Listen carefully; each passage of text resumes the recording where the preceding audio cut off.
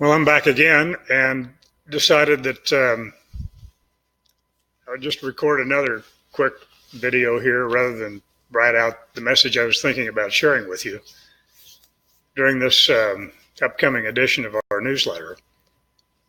And so the topic I want to raise today is this question: how do you react to mistakes, particularly mistakes made by other people in your organization?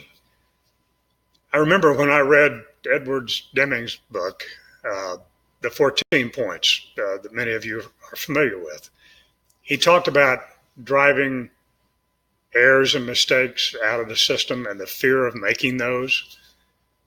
Because how can we become a learning organization if we're not willing to elevate the mistakes to a point where they can be analyzed, talked about freely, and learn from? How are you a learning organization if that process is not part of your operation and the way you approach things?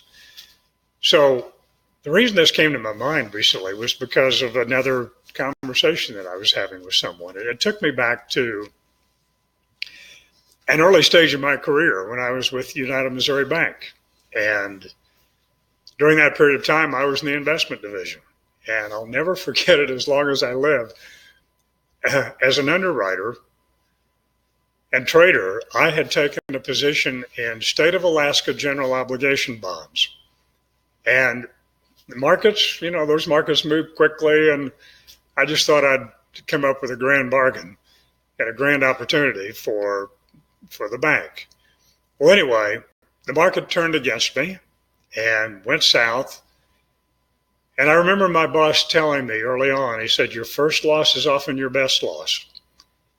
So I quickly went into him and said, I've got to talk to you right now.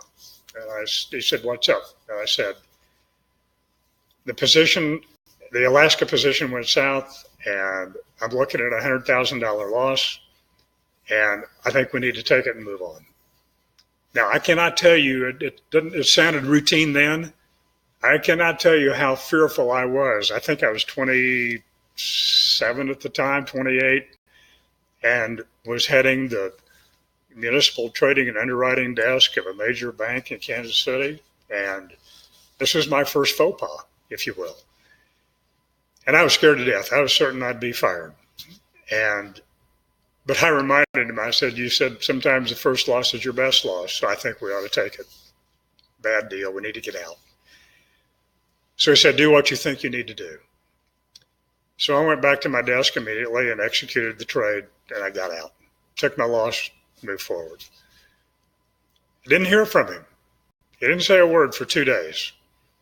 And then after about 2 days, he called me in and sat me down. I thought, okay, this is where the firing comes. And he looked at me and he said, what'd you learn? And I could feel a little tension leave my body at that time because we had such a good relationship.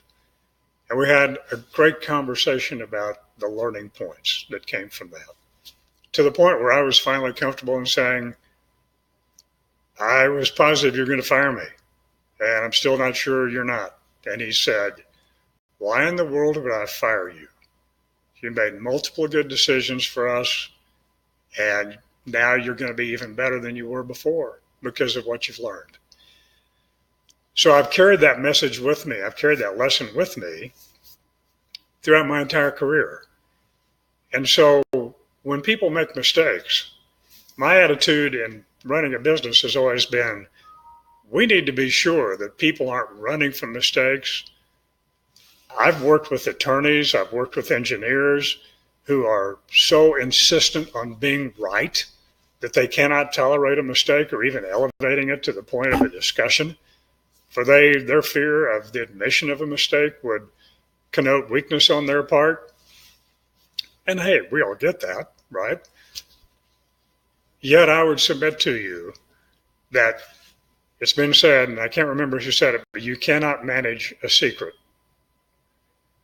And so if you have an operation that because of how you react to mistakes is covering up or camouflaging information or withholding information from other key people, particularly outside the silos, then I think you should really take a look at how perhaps you're reacting to those mistakes and perhaps create a new future where mistakes are looked at as opportunities to learn.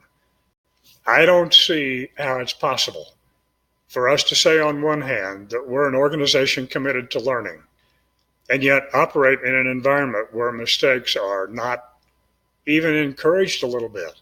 If we're not making mistakes, then there's probably not enough initiative. People are being shown. Maybe a little bit, people are being a little bit too defensive. People aren't being aggressive enough. So I just raised the topic for it to be something to think about because, again, it came up in a conversation. And what I try to share with you during these lessons, whether it's in writing or otherwise, typically are because of conversations in some of my coaching and with some of my coaching and consulting clients, because we all struggle with many of the same things.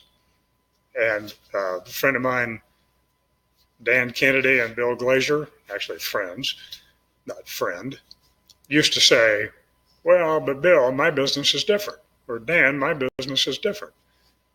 Well, I promise you that with most of the people, virtually all the people I work with, I can find so many common ingredients to businesses.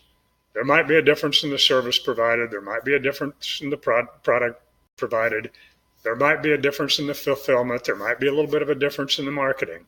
But as long as we have human beings on our team, I promise you there are more similarities than differences.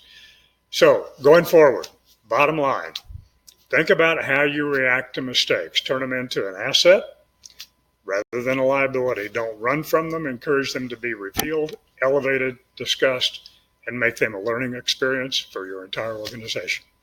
Have a great day. Thanks.